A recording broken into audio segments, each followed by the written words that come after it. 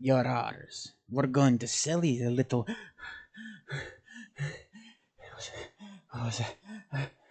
Ash awakens, panting. He checks and see if he's free from the cursed ropes before looking around, and he can relax a tiny bit. He scans the area and sees a campfire with stools and a bedroll nearby. Looking more around, he sees a large opaque bubble. He does a double take to make sure that's what he saw. Is that a bubble? Looking down, covering him is a long black button-down trench coat that which smells of smoke. Ash, seeing his hands, notices that he's been bandaged up, and so is his head, but it's still aching.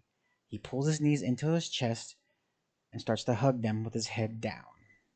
A loud caw is heard, getting Ash's attention before the sound of a door opening to the bubble as part of a conversation is heard. I'll talk to him. You'll scare him. You scare everyone. Yes, do you remember the Havnor incident? I'm still getting letters. Hearing the one sided conversation. Stepping from inside the bubble, Roth adjusts his tie. He is wearing a smoky gray sleeveless vest with matching smoky gray dress shirt underneath. He lights a cigarette and approaches. Oh, you're finally awake. You had us a bit worried there. Took some pretty nasty hits to the head, he says with a soft tone. I don't know if you remember me, but my name is Roth Maskel. I'm one of the ones who took on Bella's gang. He lets out a draw of smoke. Hearing Bella's name, Ash feels a panic wash over him as he tenses up. Are you going to sell me too? He says with a dejected voice.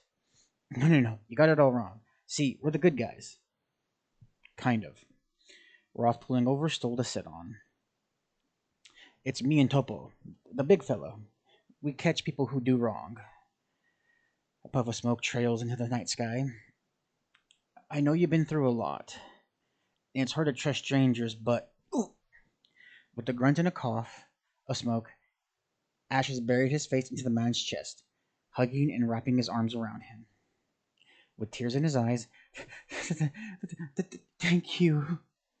Clutching tighter. There. It's okay now. I never got your name, as Roth pats his head.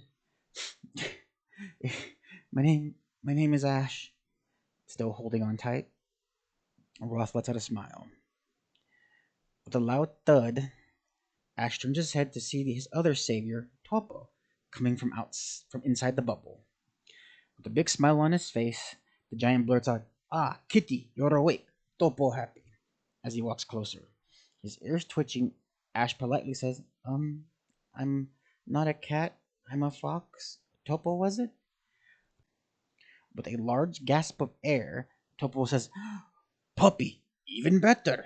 The giant laughs. Ash, letting go of Roth, moves to stand to his feet, but wavers a little before falling back into Roth's lap.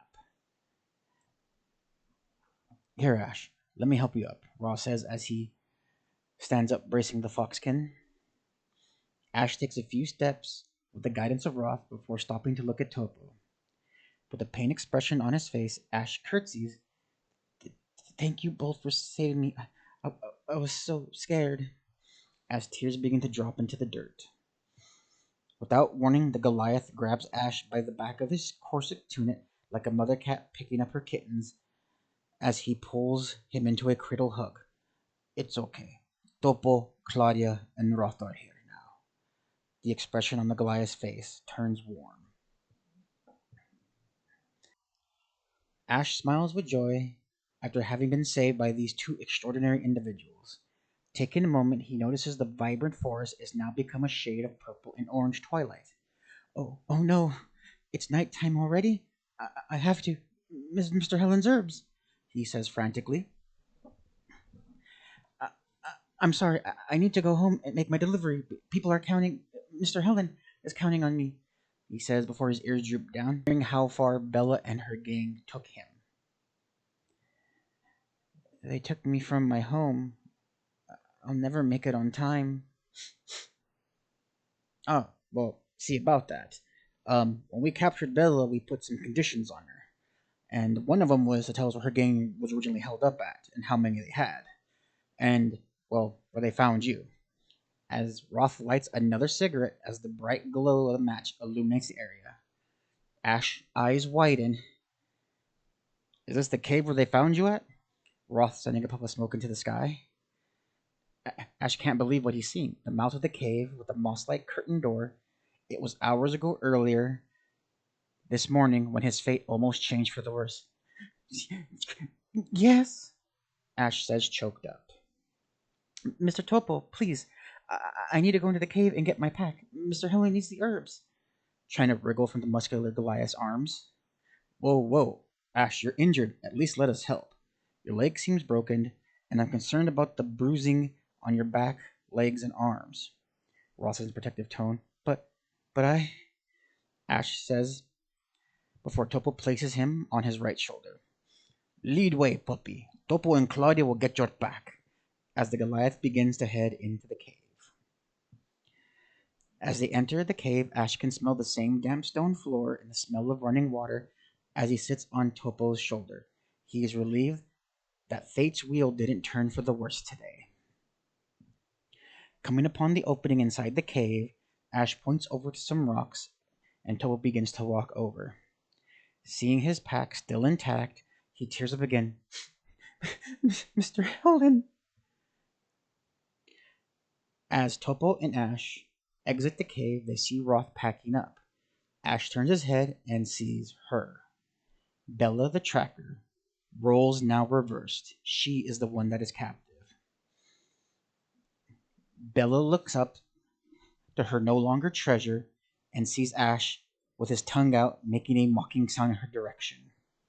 Okay, that's everything, I think. We should head out. Won't we gather your home is nearby? We'll make sure you get there safely, Roth says, lighting another cigarette. Yes, Topo Claudia got you. Unless tube alligators. Topo hates tube alligators.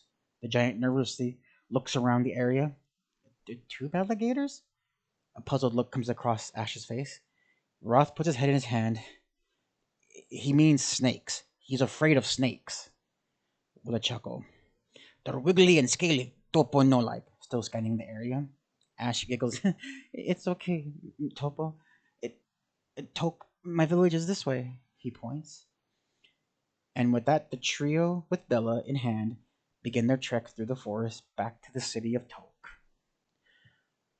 As night falls, the group approaches the small village with smells of fresh baked bread and other various meats being roasted. A low rumble from the tavern creates a symphony of senses that brings a smile to the foxkin's face. As I walk through the village, the only building seemingly, other than the tavern and inn that is still open, is Light's Rest. As they get closer to the building, a figure can be seen standing out front with a lantern in hand. Ash sees through the warm glow of the lantern Mr. Helen's face revealed with a worried expression. Helen, seeing the group approaches, tenses up as he sees Ash on the giant's shoulders. Ash asks to be let down by Topo, and Topo agrees, placing him on the ground gently. Ash, with a limp and a hobble, walks to Mr. Helen. Sorry, I'm late, but I. With a flash, Helen rushes and embraces the foxkin, pulling him tight, tears streaming down his face. With his head on his shoulders, Helen speaks. I was so worried, Ash. I couldn't forgive myself if anything. I'm sorry. The elf says, holding tight.